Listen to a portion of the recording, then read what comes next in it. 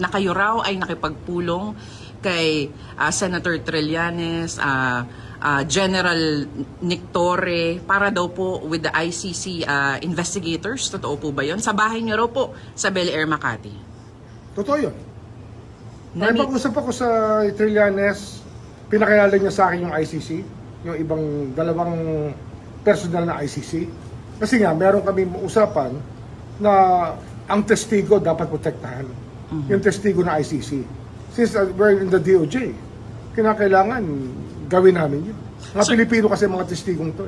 Sir, when was this po? Last, hindi ko na maalala. Maybe less than a year ago. Parang gano'n, no? Less than a year ago. Opo. At sinasabi, sir, dapat hindi niyo daw po ito ginawa kasi kayo daw po ay Justice Secretary noon. Bakit? Ba't hindi? Ang nakasalalay dito, buhay ng mga testigo. Kailangan protektahan natin ang tao hanggat kaya natin. Kasi sir, ang sinabi daw po is hindi na daw po makikipag-ugnayan ang Pilipinas sa ICC. Tagal na yun. Nagbago na lahat eh. Nagbago na lahat. Alam naman natin yun. Pero sir, kung yun po totoo, baka isipin po ng iba, totoo din po yung iba pong bahagi. Hindi totoo yun. Hindi ko alam ha.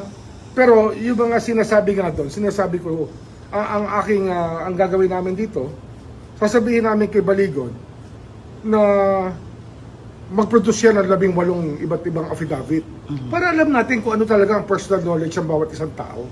Para malinaw kung ano talaga yun. Kasi parang ano yun eh, parang pinagtagpi-tagpi na kwento ng bawat isa na ginawang isang affidavit. Eh hindi dapat gano'n ng isang affidavit. Ang affidavit, you swear to the truth, the whole truth and nothing but the truth, and of your own personal knowledge. Yan ang challenge natin.